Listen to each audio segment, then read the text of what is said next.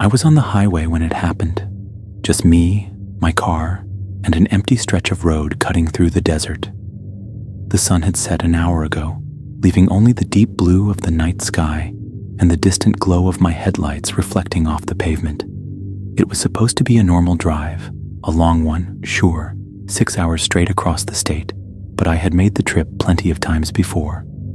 I had a full tank of gas, a playlist running, and a can of energy drink sweating in the cup holder. Everything was fine, until it wasn't. One moment, I was driving. The next, I wasn't. I blinked, and suddenly, the road ahead looked different. My music had stopped. My energy drink was gone. My hands gripped the wheel so tightly my knuckles were white, but I didn't remember tightening my grip. Then I glanced at the clock on my dashboard. It was 4:17 a.m. That didn't make sense. The last time I checked, it had been 11:43 p.m. Almost 5 hours had passed. I slammed the brakes, my heart hammering in my chest. My car skidded to a stop, dust kicking up into the air. I checked my phone. Dead. The highway around me was completely empty. No signs, no exits, no landmarks, just darkness stretching in both directions. And then I saw the thing that made my stomach drop, my odometer. I had driven over 300 miles, but I had no memory of it. My hands trembled as I stared at the odometer. 300 miles? That wasn't just a few minutes of zoning out on the road. That was hours. I tried to piece it together. Had I fallen asleep? No, that wasn't possible. I was gripping the wheel so tightly my fingers ached. My body felt wired, tense, like I had been wide awake the whole time, but I couldn't remember any of it. I took a deep breath, trying to calm myself. Maybe I had just lost track of time. Maybe I was overreacting. Then I saw the gas gauge. My stomach twisted. Had barely used any fuel. That didn't make sense. Not after driving 300 miles. A deep, primal dread settled into my bones. Something was wrong. I stepped out of the car. The air was still, too still, like the entire world was holding its breath. The only sound was the faint ticking of my cooling engine. I turned in a slow circle, scanning the area. Just a long, empty highway. No signs, no exits, no distant headlights. Nothing. And then, a single flash of light in the distance. Far ahead, in the middle of the road. A faint white glow, flickering, like someone holding a flashlight, or a signal. I swallowed hard. Every instinct told me to turn the car around and leave, but I didn't. I got back behind the wheel and started driving toward it. The headlights cut through the dark as I drove toward the light ahead. Every nerve in my body screamed at me to turn around, to leave, to pretend I never saw it. But something deeper, something I couldn't explain, kept my foot on the gas. As I got closer, the flickering glow took shape. It wasn't a flashlight. It was a road flare, burning bright, hissing against the cracked pavement. And next to it, a car, parked sideways in the middle of the highway. A black sedan, doors open, hazard lights blinking in eerie silence. The driver's seat was empty. The trunk was slightly ajar, and there was something on the ground beside it. I slowed down, pulling up beside the abandoned vehicle. My fingers tightened around the steering wheel as I peered out the window. Clothes, a jacket, a pair of shoes, a phone lying face down on the pavement. No blood, no signs of a struggle, just left there. Like someone had been standing 1 second and vanished the next. I killed my engine. The silence was suffocating. I leaned over, honking my horn once. The sound echoed, stretching unnaturally far into the emptiness. No answer. My stomach twisted. I knew I shouldn't get out. I knew it. But I did. I stepped onto the cold pavement, my breath shallow. The night pressed in around me, thick and heavy. The air smelled strange, like burnt metal and something else I couldn't place. I crouched beside the phone on the ground. It was still on, the screen glowing faintly, and there was one unread message on the lock screen. From unknown number. Don't let it hear you.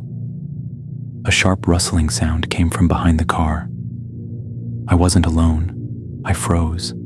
The rustling sound wasn't the wind. It wasn't an animal. It was deliberate, slow, shifting, like something moving just out of sight. I gripped the phone tighter, my pulse hammering in my skull. The message glowed on the screen. Don't let it hear you. I barely dared to breathe. Slowly I peered around the car. Nothing. Just darkness stretching beyond the weak glow of the road flare. But the air felt wrong. Heavy. Charged. Like the moment before a lightning strike. Then, a whisper. Right next to my ear. Not words. Not a voice I could understand.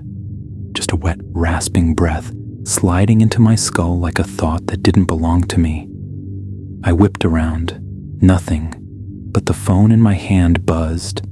Another message. Unknown number. It knows you're here. My stomach dropped. My gaze darted back to the abandoned car. The trunk. It was open wider now. I hadn't heard it move. I hadn't seen it shift. But it had. And then, inside the trunk, something stirred. A shape, just barely visible in the dark. I didn't want to know what it was. I took a slow step backward, trying to control my breathing. And that's when I saw them. Footprints. Leading from the car. Leading toward me. But the ground was dry. Nothing should have left prints. And then, the phone buzzed again. Unknown number. Run. I didn't hesitate. I turned and sprinted for my car. I ran. I didn't look back. I couldn't. The pavement blurred beneath my feet as I sprinted toward my car. My breath came in ragged gasps, my pulse hammering so loudly I could barely hear anything else. But I felt it. Something was behind me. Not footsteps. Not the sound of something running. Just pressure. Like the air itself had become heavy, bending around something unseen. Something watching. Something reaching. My car was just ahead. The door was unlocked. I had never been more grateful for my own carelessness. I lunged inside, slamming the door shut just as thump. Something hit the car. Not a body, not a hand. Just weight. Like something enormous had pressed itself against the metal. The entire car creaked. I fumbled for the keys, my hands slick with sweat. The phone buzzed in my lap. I barely dared to look. Unknown number. Don't turn on the headlights. My breath hitched. That didn't make sense. I needed to see. I needed to know what was out there. The engine roared to life. I gripped the wheel, my brain screaming for me to go. But then, in the darkness just beyond the windshield, I saw it. A shape. Not a person. Not an animal. Something standing too tall. Limbs too long. Its body shifting like it wasn't entirely there. A void, swallowing the light. Its outline barely visible against the night. It wasn't moving. It was waiting. For me to make a mistake. For me to see it fully. I reached for the headlights. My fingers hovered over the switch. I had a choice. Listen to the message, or see what I wasn't supposed to. My fingers hovered over the headlight switch. My brain screamed at me to turn them on, to see what was out there, to confirm I wasn't losing my mind. But the message on my phone burned in my thoughts. Don't turn on the headlights. Outside, the thing stood motionless, waiting, watching. My breath came in short gasps. My hands trembled against the wheel. If I stayed too long, if I hesitated, I knew. It would come closer. I made my choice. I left the headlights off. Instead, I threw the car into reverse, tires screeching against the pavement as I floored it. For a split second as I sped backward, I saw something in my rearview mirror. Not a figure, not a shadow, just emptiness. Like the road behind me had been swallowed by something vast, something that didn't belong in this world. My heart slammed against my ribs. I swerved hard, spinning the car back toward the road. The second my tires straightened, I floored it. I didn't care where I was going. I just needed to get away. The air grew heavier, thicker, like I was pushing against something unnatural. My ears popped, my vision blurred at the edges, and then the clock on my dashboard flickered. The numbers glitched, rolling wildly before settling on something impossible. 11:43 p.m. I choked on my breath. That was the time I last remembered before everything went wrong. Had I gone back? I stole a glance at the highway ahead. The dark stretch of road looked normal again. No abandoned car, no footprints, no towering figure waiting in the distance. It was like none of it had ever happened. But as I drove, my knuckles white on the wheel, the phone in my lap buzzed one last time. My stomach twisted as I read the message.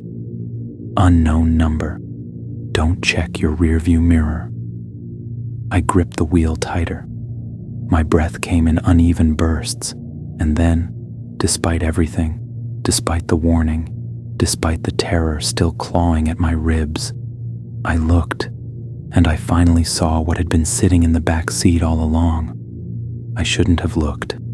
I knew it the second my eyes met the mirror. For a moment I thought it was just me back there, my own reflection in the dim light of the dashboard. But then it blinked, and I didn't. I couldn't breathe. My body locked up as my own reflection tilted its head in a slow, unnatural motion. The expression on its face wasn't mine. It was smiling, not a normal smile, not human. Teeth, too many teeth. A cold dread settled deep in my stomach. My fingers dug into the steering wheel.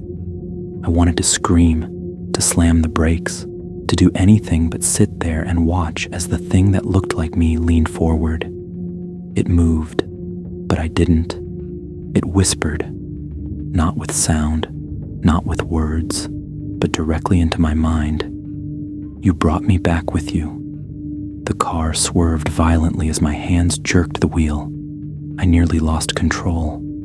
My breath came in sharp, broken gasps. I slammed my foot on the gas.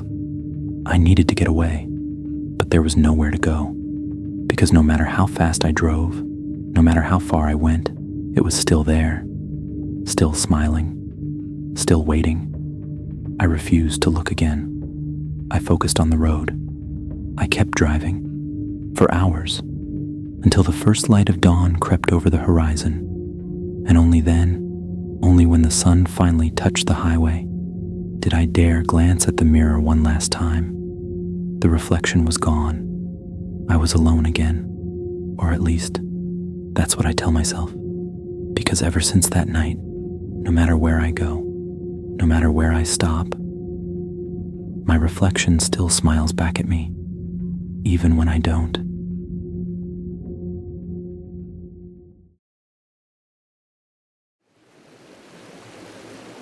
I never believed in ghosts, demons, or anything supernatural.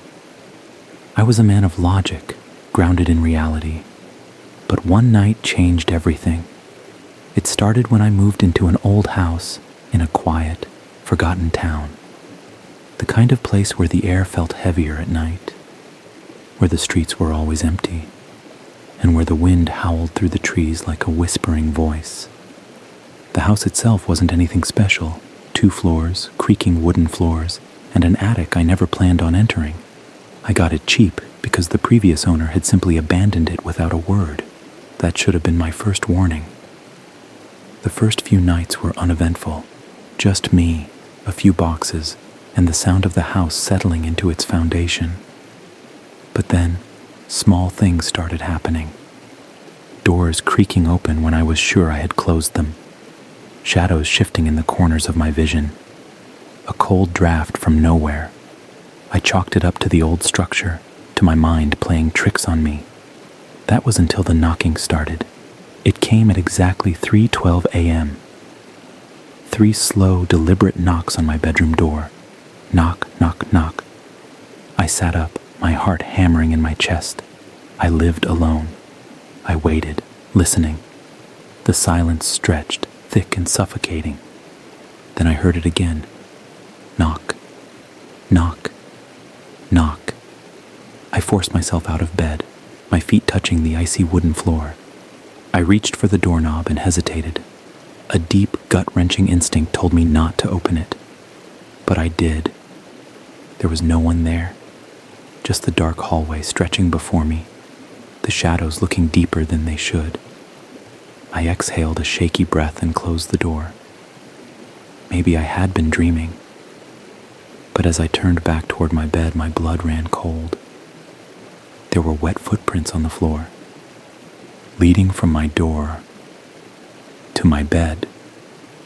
I stood frozen, my breath catching in my throat. The footprints glistened under the dim light filtering in from the window. Dark, wet, too large to be mine. I wanted to believe there was a rational explanation. Maybe a leak in the ceiling. Maybe I had stepped in something earlier. But deep down, I knew that wasn't the case. My mind raced. Someone had been in my room. Or maybe they still were. I scanned the space, my eyes darting to every corner. The closet door was slightly ajar. My gut twisted. It had been closed when I went to bed. A part of me didn't want to check. If I ignored it, maybe it would go away. But some other force, curiosity, fear, stupidity, drove me forward. Step by step, I approached the closet, the wooden floor groaning beneath my weight. I reached out with a trembling hand and with one quick motion yanked the door open. Empty. My stomach unclenched slightly. Maybe I was imagining things. Maybe exhaustion was playing tricks on me. But just as I exhaled in relief, I noticed something. In the far corner of the closet, at the bottom, the wood looked wrong, like the boards had been pried up and put back in place. I dropped to my knees and pressed my fingers against the edges. With minimal force, one of the planks lifted. My pulse pounded in my ears. I pulled it up, revealing a dark, hollow space beneath the floor. And then I saw it, a handprint, faint, smeared, too fresh to be old. I slammed the board back down and stumbled backward, heart hammering against my ribs. I had to get out of this house. Now then, just as I turned toward the door, I heard it again. Knock, knock, knock. This time, it wasn't coming from my bedroom door. It was coming from inside the closet. I felt something I had never experienced before. Primal terror. The kind that makes your body refuse to move, your breath hitch, your skin crawl. The knocks had come from inside the closet, from beneath the floorboards. I stood there, barely breathing, waiting for something, anything, to happen. The silence stretched unbearably, but then, knock, knock, knock. I stumbled backward, my mind screaming at me to run, but my legs refused to move. I was locked in place, staring at that closet like it was a doorway straight into hell. Then, the worst thing happened.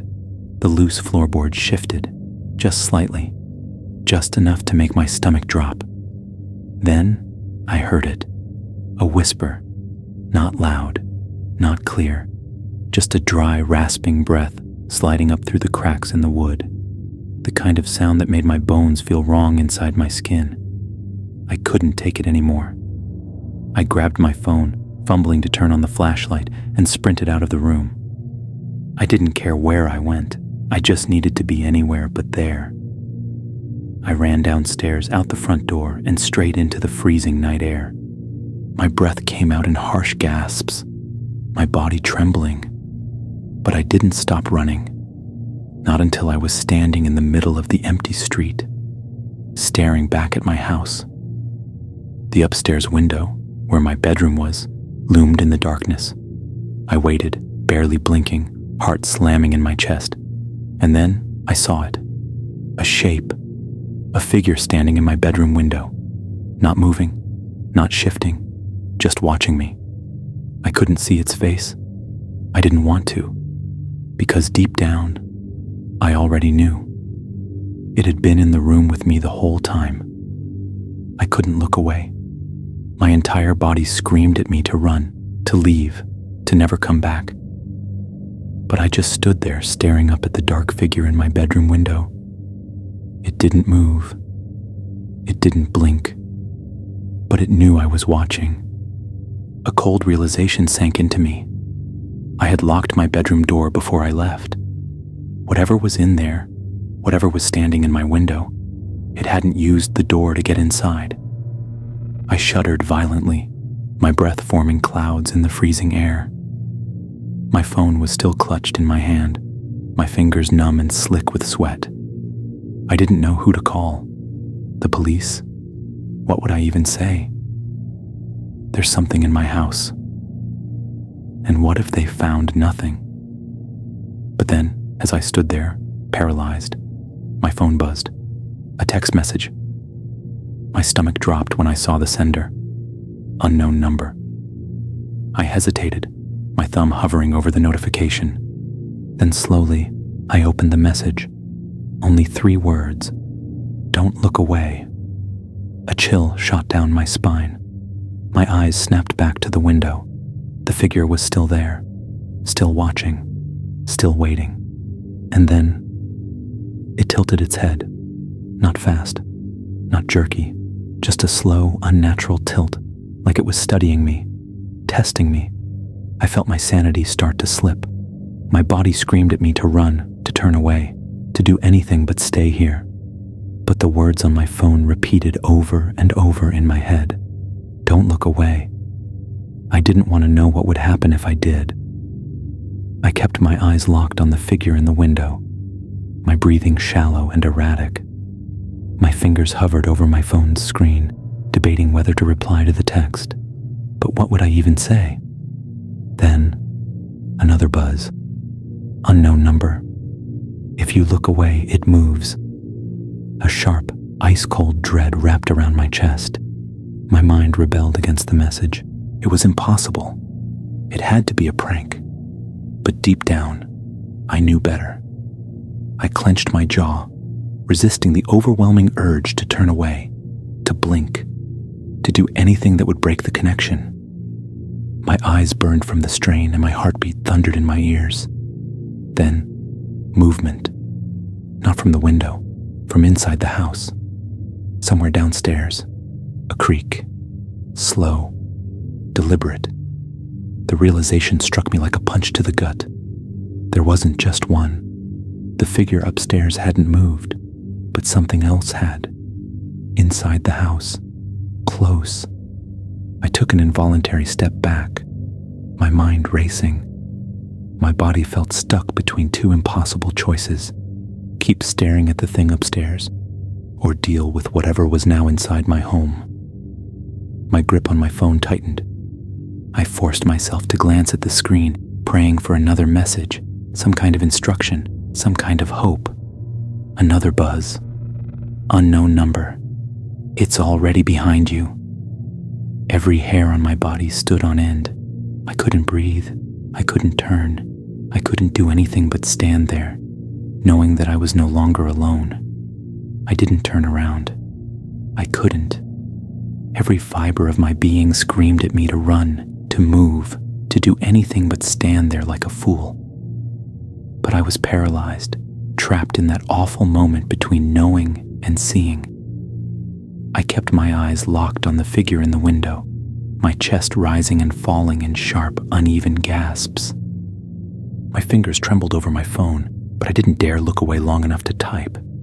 Then I heard it, a breath, right behind me. Slow, shallow, too close. I swallowed hard, my pulse hammering so loudly I could barely think. Every part of me screamed, "Don't turn around, don't turn around, don't turn around." Then, a whisper. Not words, not a voice I could understand. Just a low, rasping murmur in my ear. Something wet, something wrong. I squeezed my eyes shut for just a second too long, because when I opened them again, the figure in the window was gone.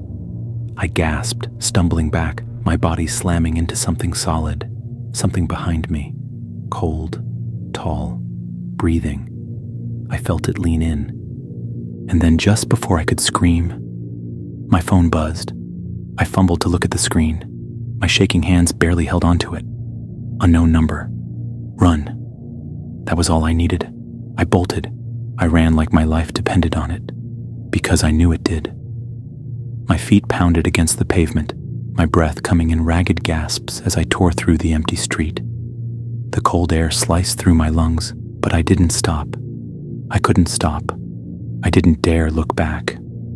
The streetlights flickered overhead, their dim glow stretching my shadow across the asphalt.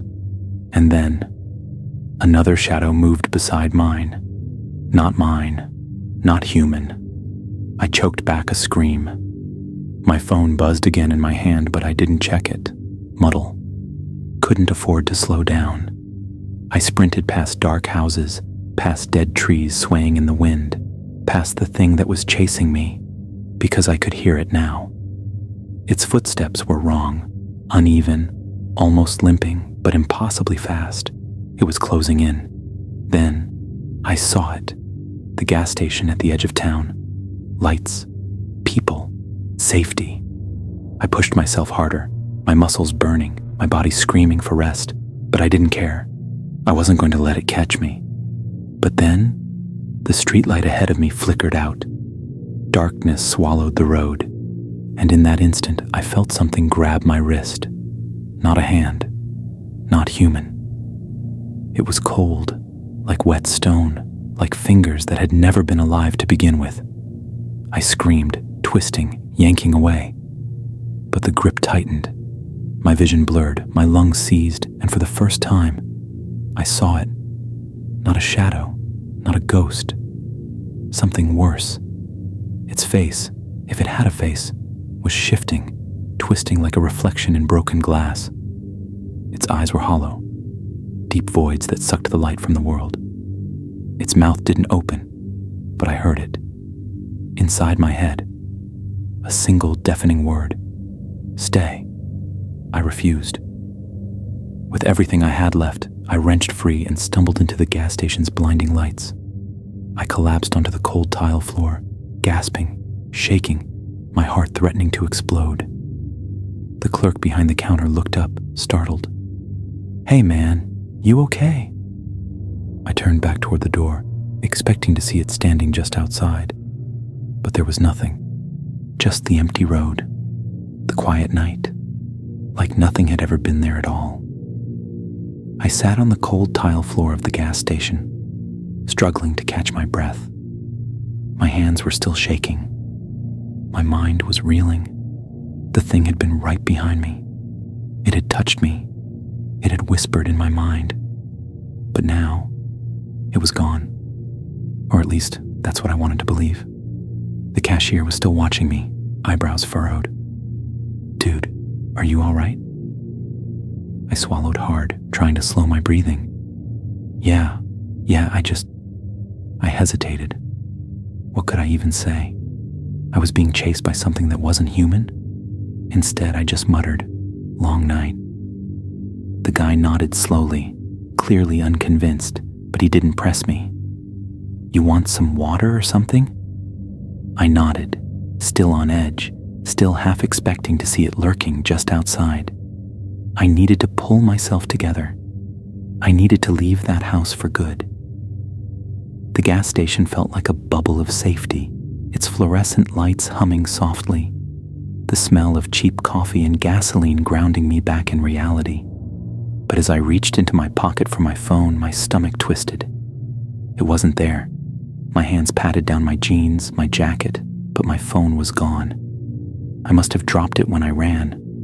Or worse, it was still in the house. A deep, cold dread settled in my gut. I should leave.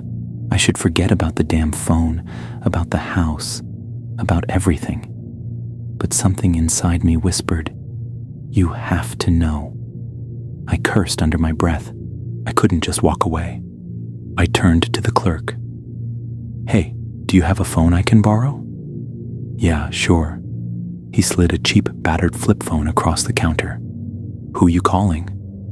I hesitated. I didn't know. Instead, I just dialed my own number. The phone rang and rang. Then, on the fourth ring, someone answered, but they didn't speak. They just breathed. Slow, wet, familiar. My blood turned to ice. Then, in the faintest whisper, a voice rasped through the speaker. "I told you not to look away." The line went dead. I stood there, frozen, the dial tone buzzing in my ear.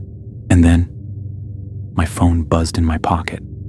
The pocket I had checked twice before. My hands shook as I pulled it out, my stomach twisting into knots. The screen was on.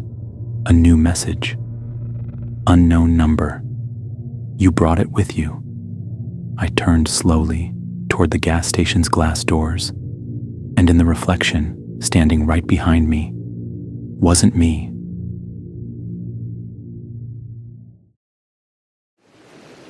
If you have a story to share, feel free to leave a comment. I might feature it in a future video. If you enjoyed this story, don't forget to subscribe so you won't miss the next ones. More terrifying tales are coming soon.